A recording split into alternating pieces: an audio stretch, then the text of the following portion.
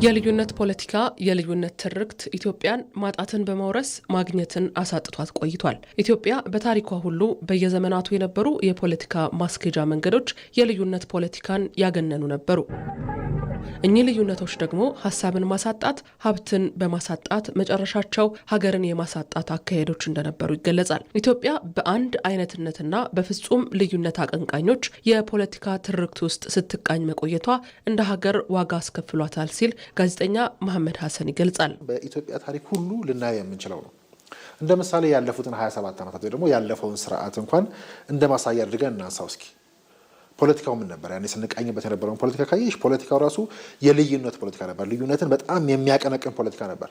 ህዝቡ ኢትዮጵያዊ መሆኑ ወይ ደግሞ ኢትዮጵያ የምትባለውን ሀገር እስኪረሳ ድረስ፣ ሀገሩን እስኪዘነጋ ድረስ፣ አንድነት ምን እንደሆነ ራሱ ግራ እስኪያጋባ ድረስ ወይ ደግሞ አንድነት የሚለውን ቃል ማንሳት ራሱ ነውር እስኪመስል፣ ተበድለሃል፣ ተገፍተሃል፣ ተጨቁነሃል፣ ሌላኛውን ደግሞ በተቃራኒው ኢትዮጵያዊነት ተጭኖብሃል የሚል ማንነት ጠፍቷል ይባል የነበረበት ጊዜ ማለት ነው። እና በሚሊዮን የሚቆጠር ተፈናቅሎብናል። ህይወት የበርካታ ቤተሰቦች ህይወት ዜጎች ህይወት ተመሳቅሏል። ቀየውን ለቆ ለምሳሌ እንዲሄድ በገዛ ሀገሩ ትውልድ ዜጋ ሀገር ቤተሰብ ስደተኛ እንዲሆን የሆነበትን ሁኔታ ሁሉ የፈጠረው ይሄ ልዩነት ዋነኛ የመታያ መስፈርት ሆኖ በዛው ልክ ደግሞ ዋጋ እንዳልሽው ሀገሪቱና ዜጋው እንዳለ ለሚከፍለው ዋጋ ሁሉ እያጫት የመጣ ታዲያ ሀገርንና ህዝብን ዋጋ የሚያስከፍለውን ችግር ለመፍታት ብዝሃነትን ለሀገረ መንግስት ግንባታ መጠቀም እንደሚያስፈልግ ይነገራል። የመደመር መንግስትም የለውጡን አካሄድ አህዱ ብሎ የጀመረው ብዝሃነትን በመቀበል እንደሆነም ተናግሯል። ሪፎርም እንደምታስታውሹ አንድ ብሎ የጀመረው ብዝሃነትን እንግዲህ በመቀበል ነበር። ይሄ በየዘርፉ ልታዩ ትችያለሽ። ከዛ በፊት የነበረውስ ምን ነበረ ካልሽኝ ምናልባት ብዝሃነት ሳይሆን አንድ ብቻነት፣ ይሄ ሲንጉላሪዝም የምንለው አይነት ገዢው ፓርቲ እንደምታውቂው ኢህአዴግ ብቻውን ነው። ህይወት በአጠቃላይ ብዝሃነትን ሳይሆን አንድ ብቻነትን ብቻ የምታቀነቅንበት የነበረበት ሁኔታ ነው። ከዛ ሪፎርሙ ሲከፈት ነው እንግዲህ እንዳልኩሽ ከዚህ ከአንድ ብቻነት በብዝሃነት መተካት ለሚለው የተደፈጠጡ ፓርቲዎች ነበሩ። እንደምታውቂው እንደ ሀገር ብዙ ጉዳዮቻችን ተደፍጠው ነበረ። ስለዚህ እንደገና መቋቋም ጀመሩ።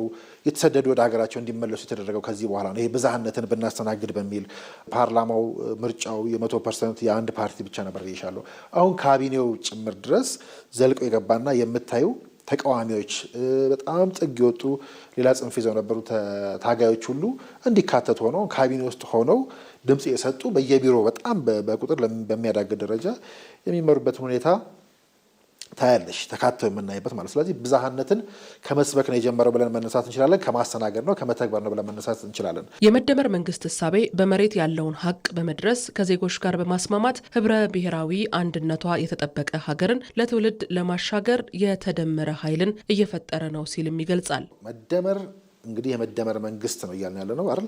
አገራዊ መደመር ነው እያልን ያለ ነው። የመደመር መንግስት እንግዲህ ያለን አቅም ውስን ነው፣ እንደመር። ያለን ጊዜ ትንሽ ነው፣ እንፍጠን። ያሳካነው በጣም ጥቂቱን ነው፣ ስለዚህ እናብዛው። ያለን ህዝብ በጣም ብዙ ነው፣ እናዳርሰው።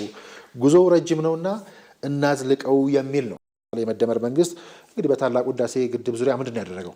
ህዝብን ደምሯል። የመደመር መንግስት ከአፍሪካ ትልቁን ኢኮኖሚ በመገንባት ረገድ ህዝብን ደምሯል።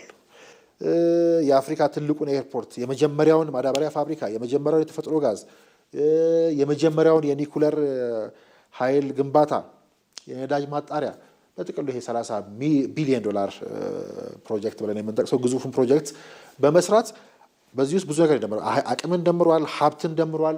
ሁሉንም ደምሮ የያዘ የመደመር ኃይል በሌላኛውም ዘርፍ እያንሰራራ ወይ ደግሞ እየቆመ እየገዘፈ አይናችን ውስጥ እያሸነፈ የመጣበት ሁኔታ ማየት እንችላለን ብዬ አስባለሁ።